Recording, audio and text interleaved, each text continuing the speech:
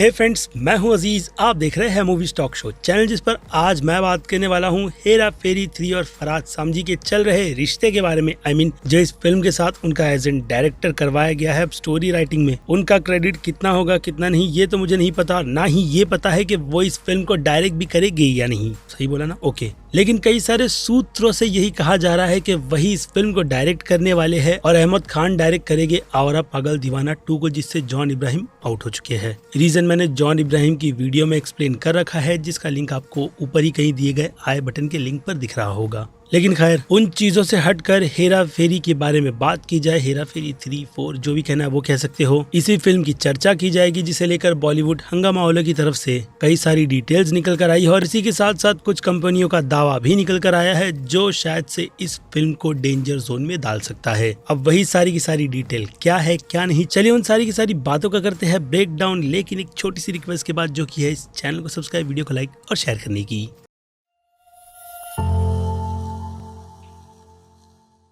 So friends, तो जैसे कि मैंने इंट्रो के पहले आपको कहा है कि इस फिल्म से रिलेटेड कई सारी कंट्रोवर्सी चल रही है, खास करके फरहाद सामजी के नाम को लेकर, नोलन सामजी के नाम को लेकर, जिस बारे में खुद फरहाद सामजी का बिलीव इतना ज्यादा डिफरेंट है कि उन्होंने किसी का भाई किसी की जान के प्रमोशन के टाइम पर कुछ ऐसी बातें कही थी जो हम जैसों के गले नहीं उतरती। और अगर उनकी बात की जाए तो उनकी नजर में बनाई गई हाउसफुल 4 फिल्म, जो की हाँ ब्लॉकबस्टर थी, लेकिन हम लोगों की नजर में पीस ऑफ शिट, जो की बस फिल्म की स्टार कास्ट अच्छे प्रमोशन की वजह से चल गई थी, लेकिन फिल्म बेकार थी। और हाँ, घटिया का भी टैग लगता है उस पर, जो कुछ रिव्यूअर्स को मास्टरपीस लगती है। लेकिन उनसे हटकर फरहाद सामजी का ये एक बेकार और घटिया काम था, जिसके बाद आई थी भूल भुलैया 2 फिल्म, जो कि हाँ अनीश बाज़मी की डायरेक्ट की गई फिल्म थी, लेकिन कहानी का पूरा क्रेडिट जाता है फरहाद नोलन सामजी को। और फिर क्या ये दोनों ही फिल्में ब्लॉकबस्टर हिट यानी कि अच्छे खासे पैसे जनरेट करने में कामयाब हुई थी, तो फिर बॉलीवुड यानी कि इंडस्ट्री वालों की नजर लगी है फरहाद सामजी पर,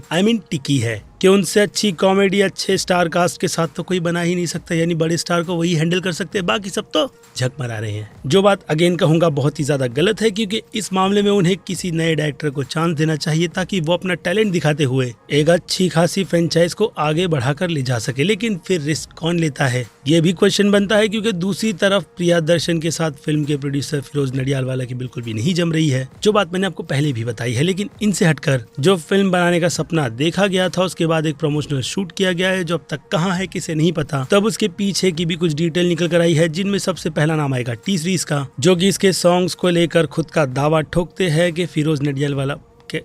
आगे बात करते हैं। एक और कंपनी आई थी इरोस इंटरनेशनल, जिन्होंने ज्यादातर तो फिरोज नडियालवाला की फिल्मों में पैसे लगाए, यानी कि डुबाए नहीं, ठीक है लगाए हैं, और इसी चक्कर में उन्हें इतने ज्यादा पैसे दे दिए कि आई थिंक 60 करोड़ के आसपास का कुछ कर्ज उनके अंडर निकलता है। इसलिए उनकी फ्रेंचाइजी को इरोस वालों ने अपने अंडर रखते हुए टी सीरीज से भी ज्यादा बड़ा दावा ठोका है, ये बताते हुए कि वो कोई भी फिल्म यानी कि कोई भी फ्रेंचाइजी को अगर आगे बढ़ाना चाहते हैं तो उन्हें उनकी खुद की सहमति नहीं बल्कि इरोस इंटरनेशनल की भी सहमति लेनी होगी, जो उन्हें ग्रीन लाइट देगा, और अगर पैसे भी देगा तो वो इस प्रोजेक्ट को आगे बनाएगी, या फिर 60 करोड़ के बजट में उन्हें फिल्म फ्री में ही बनानी पड़ेगी। यानी कि अब ये फिल्म टी सीरीज के साथ साथ एरोस इंटरनेशनल को भी लेकर एक बड़ी झमेले में फंस चुकी है, जिससे अब ये फिल्म खुद को कैसे निकालेगी कैसे नहीं वो तो वक्त ही बताएगा। लेकिन एक अच्छी फ्रेंचाइजी आगे बढ़ेगी और अच्छे खासे डिस्ट्रीब्यूटर्स के साथ साथ प्रोड्यूसर्स जब उस पर पैसे लगाने के लिए रेडी है, तो फिर मुझे लगता है कि चांसेस कि ये प्रोजेक्ट बन जाएगा। लेकिन फिरोज नडियालवाला का क्या होगा और उनका डिसीजन वो तो वक्त ही बताएगा। लेकिन अभी के लिए तो ये मुसीबत बिल्कुल कंटिन्यू रहेगी, जिस पर हो सकता है कि उनकी कोई मीटिंग बैठे और फिर कुछ सॉर्ट आउट निकल कर आ जाए, जिसके बाद में मेरा काम बनता है एक और वीडियो बनाकर आपको अपडेट देना। बाय द वे, व्यूज सभी को प्यारे हैं, तो मैं भी उसी राह पर चलते हुए आपको वो अपडेट डेफिनेटली दे दूंगा तब जब ऑफिशियली निकल कर आएगी। लेकिन अभी के लिए तो अपडेट यही है, जिसमें सॉन्ग से लेकर फिल्म की प्रोडक्शन पर भी फिरोज नडियालवाला से ज्यादा दूसरी कंपनी अपना हक जमा कर बैठी हुई है। और फिर इससे हटकर अब फरहाद सामजी की सिचुएशन पर बात करें, जिस पर मैंने वीडियो शुरू किया था और आधे में छोड़ दिया, तो अब उनकी बात की जाए तो फरहाद सामजी ने जो इंटरव्यू दिया था उसके अकॉर्डिंग वो एक अच्छे खासे डायरेक्टर है, उन्हें ऐसा लगता है। बाकी जिन लोगों ने किसी का भाई किसी की जान फिल्म देख रखी है, तो मेरी नजर में उनका ये एक अच्छा वर्क है, यानी कि एक अच्छे काम की शुरुआत उन्होंने वो कहते हैं ना यहाँ नहीं बल्कि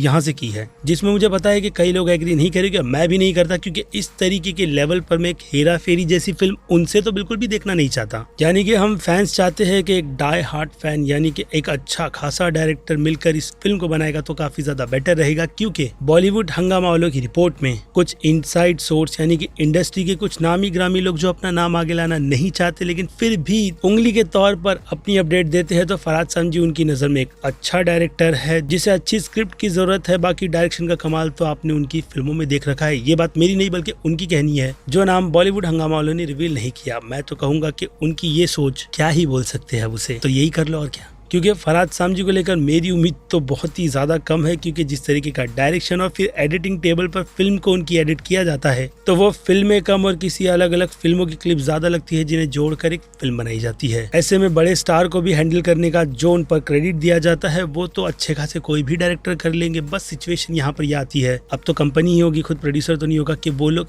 इसे किसके हाथ में देते हैं। क्योंकि बॉलीवुड हंगामा वाले की इसी रिपोर्ट में हैशटैग का जो ट्रेंड चल रहा था फरहाद सामजी को निकालने का, उस पर विचार किया जा रहा है कि मेकर्स अब फरहाद सामजी को लेकर फिल्म बनाए तो बनाए कैसे। यानी क्लियरली उनके मन में जो डाउट चल रहा है उस पर भी उनका डिसीजन निकल कर नहीं आया है, जिस पर हो सकता है कि जल्द ही फैसला निकल कर आ जाए और फैंस को राहत मिल जाए, जिसके बारे में मैं खुलकर नहीं बोलूंगा। लेकिन फिर भी अंदर से खुशी निकल कर आ जाएगी अगर ये अपडेट काफी ज्यादा अच्छी निकली। इस फिल्म को फैंस की सुनते हुए वो भी ट्विटर के ट्रेंड को किसी अच्छे के हाथ में देखकर काफी ईमानदारी से बनाया जा रहा है। क्योंकि जो बात मुझे जहाँ तक पता है इस फिल्म के कमर्शियल को लेकर तो बस वही कंफर्म किया गया था, अक्षय कुमार अपना करियर बचाने आए थे। इसके अलावा फिल्म की कहानी पता नहीं कहाँ है, कैसे शुरू होगी, क्योंकि जो कहानी नीरज वोरा ने शुरू की थी वो उन्हीं के साथ पूरी तरीके से डब्बा बंद हो गई है हेरा फेरी 3 फिल्म में, जिस कहानी पर एक्चुअल में राजू के कैरेक्टर को ढूंढने की जिम्मेदारी थी और जॉन इब्राहिम और अभिषेक बच्चन भी उस टीम को ज्वाइन करते हुए राजू का ही टाइटल रखने वाले थे फिल्म में। लेकिन जैसे कि मैंने कहा, नीरज वोरा की डेथ ने उस पूरी की पूरी कहानी को बंद कर दिया है और इसी को ट्रिब्यूट देते हुए हेरा फेरी 3 के टाइटल को उन्हीं को देते हुए हेरा फेरी पार्ट 4 की अनाउंसमेंट की गई है, जो एक बिल्कुल ही फ्रेश टेक के साथ रूमर है संजय दत्त को भी इंक्लूड करेगी। बाकी और क्या क्या निकल कर आएगा अपडेट, उस बारे में अगर बाद में बातचीत की जाए तो ज्यादा बेटर रहेगा, क्योंकि बिना अपडेट के वीडियो को और ज्यादा लंबा कर कोई मतलब नहीं बनता है, जो कि मैं ऑलरेडी पता है कर चुका हूँ। इसलिए अब करते हैं खत्म इस वीडियो को यहीं पर। बाकी मैं हूँ Aziz, movie stock show channel like share और सब्सक्राइब भूलना मत। मिलूंगा जल्द ही दूसरी किसी वीडियो में। Till then bye.